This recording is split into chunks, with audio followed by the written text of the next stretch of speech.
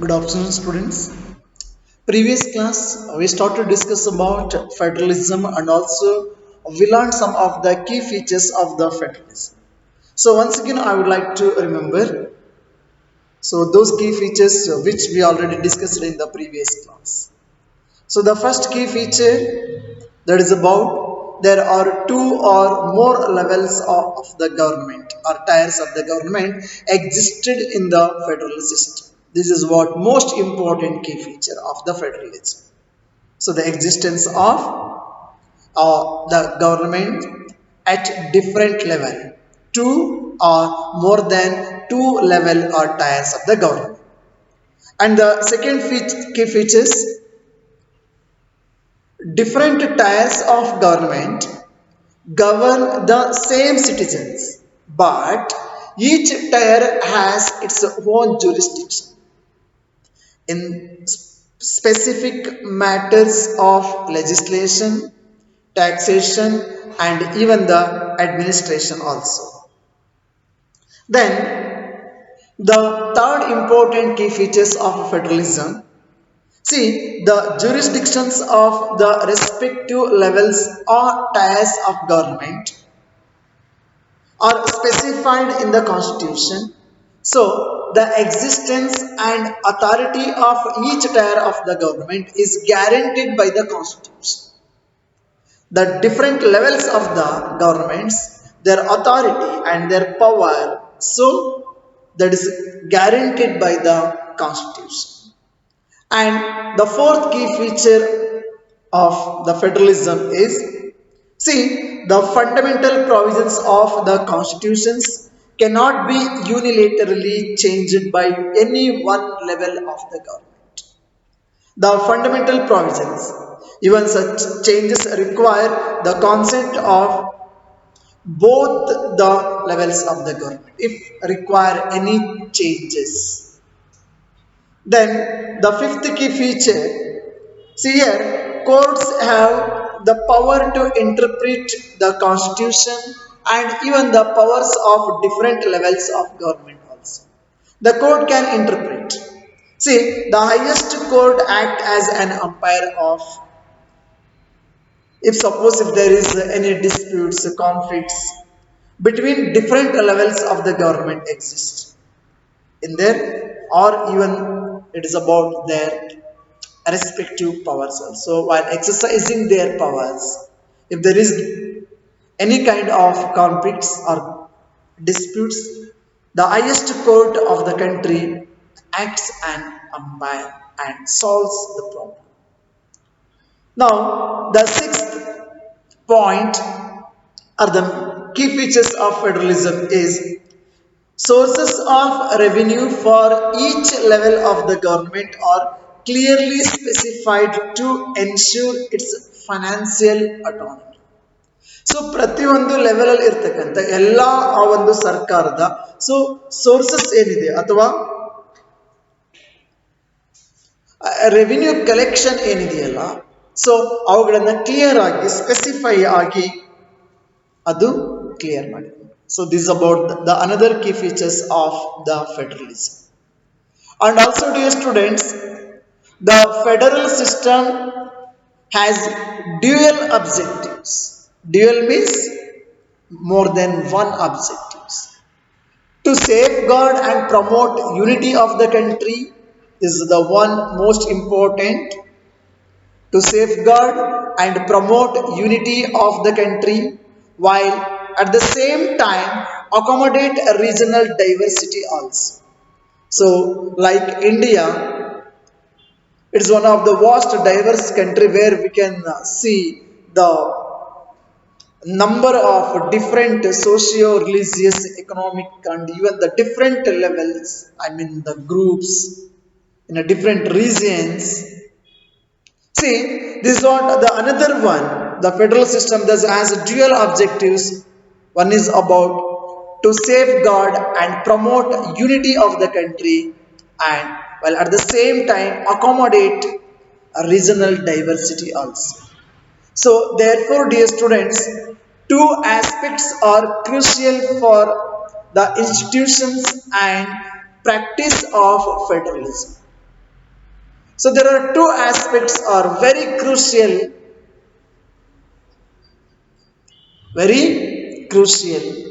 for the institutions and practices of federalism.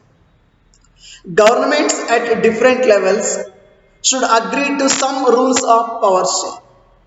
They should also trust that each would abide by its part of the agreement. An ideal federal system has both aspects mutual trust and agreement to live together. So, these what are very much important and an ideal aspects of the federalism. That is about mutual trust and as well as agreement to live together. So, the exact balance of power between the central and the state government varies from one federation to another federation. So, it may not in the same. The balance of the power between the central government and the state government. So, it is vary from one federation to the another federation. So, this balance actually depends mainly on the historical context in which the federation was formed. It is completely based on historical context in which the federalism was formed. So there are two kinds of routes. There are two kinds of routes through which federations have been formed. So ಇಲ್ಲಿ ಈ federalism ಆ ಒಂದು ಉದಯ ಆಗಬೇಕು ಅಂದ್ರೆ ಆ system develop ಆಗಬೇಕು ಅಂತಂದ್ರೆ ಅಲ್ಲಿ ಎರಡು ರೂಟ್ಸ್ ಅನ್ನ ನಾವು ಕಾಣ್ತೀವಿ. There were the two routes. It's completely depend upon the historical context in which the federalism or the federation was formed. The first route involves independent states coming together on their own to form a bigger unit. Are you getting dear students? So this is a really a very interesting and an important point. The first route so involves independent states coming together themselves to form on their own as a bigger unit. So that by pooling sovereignty and retaining identity, they can increase their security. For what purpose now? Especially for by pooling sovereignty and retaining identity, they can increase their security by coming together. See, this type of federations are used to called as a coming together federation. Coming together federation. So, for example, United States of America, Switzerland, and Australia. So, these were the example for the coming together federation. USA, Switzerland, and Australia. See, in this first category of federations, all the constituent states usually have equal power and are storing the same this federal government. And the second route is where a large country decides to divide its power between the constituent states and the national government. So dear students, here a large country decides to divide its power with the different constituent states and the national government. For example, our India. So India, it is one of the vast country. So it decides to divide its power between the different provincials or states and with the national government. So this system or this kinds of federations we used to call as a holding together federations. holding together federations. For example, India, Spain, and Belgium. So, India, Spain, and Belgium are examples of this kind of federations. It's called as holding together. So, it's very clear that there we can see the two types of federations in the federalism. One is about coming together federation, and another one is about holding together federation. So, in this second category, dear students, I mean, in the holding together federations, the central government tends to be more powerful than the state government. So, usually the central government more powerful than the state government. See, very often different constituent units of the federations have unequal powers. Some units are granted special powers also in this kind of holding together federations. Are you getting this, students? So, it is a very much important point that is about coming together federations and then holding together federations. So, once I would like to remember, so the coming together federations actually here the different states are getting now. So the different states coming together on their own to form a bigger unit. So that by pooling a bigger unit, especially sovereignty and retaining identity, they can increase their security by pooling on. So this used to called as a coming together federations, and USA or United States of America, Switzerland or Australia are example for this coming together. And the second route is where a large country decides to divide its power between the constituent provinces or states and the national government. So that federations used to called as a holding together federations. Belgium, Spain, and India are the best example for these holding together federations.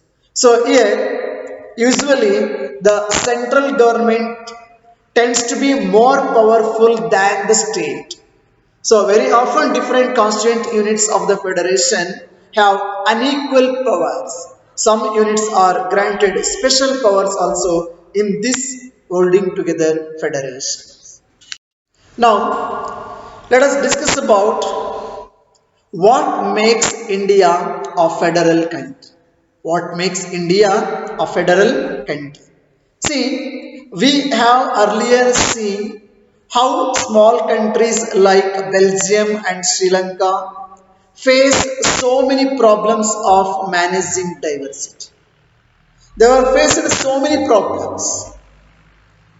Yeah, what about a vast country like India? So the Sri Lanka and even the Belgium are a smallest country in the world, and even they were facing so many problems of managing diversity. But what about the condition of vast country like India with so many languages, so many regions, and even so many religions, so many different castes, the varieties and varieties of people. What are the power sharing arrangements in this type of the country, like in our country?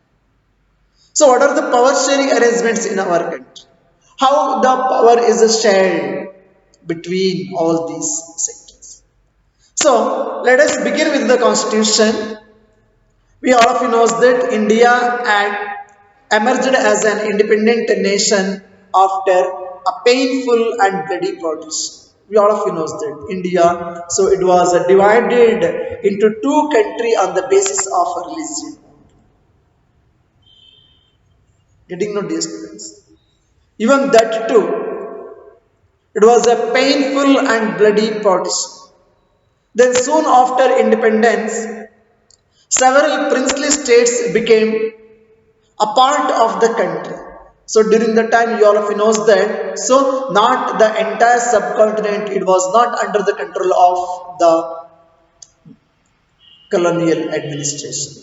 So there were the existence of princely states also. So here, after independence, several princely states became a part of the country. The constitution declared India as a union of states. The constitution declared India as a union of states. Although it did not use the word federation, the Indian Union is based on the principles of federalism. But it was not declared or it was not told India as a federation. India as one of the federation. So India as a union of states. The Indian Union is based on the principles of federalism. See, let us go back to the some of the features which we already discussed about the federalism. See, we can see that all these features apply to the provisions of the Indian Constitution. Whatever we are discussing, the features of the federalism. So it's applicable to the provisions, I mean, for our Indian Constitution. The Constitution originally provided for a two-tier system of government. The Constitution originally provided for a two-tier system of government. The union government or what we call as the central government. So the central government representing the Union of India and the state governments, the second level of the government. See, later a third tier of federalism was also added in the form of panchayats and municipalities. So as in any federation, so these different tiers enjoy separate jurisdiction. The constitution clearly provided a threefold distribution of legislative powers between the union government and the state government. Thus, it contains three lists.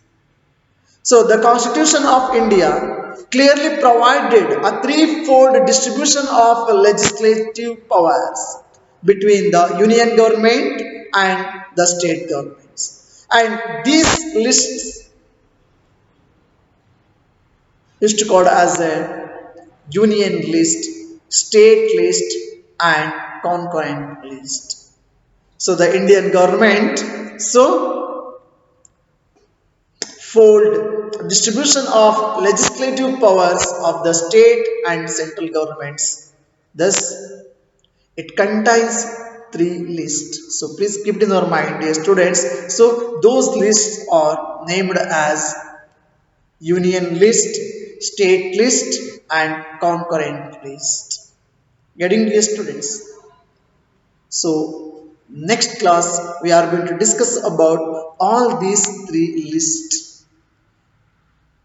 So what are the subjects includes in these different lists? What are under the control of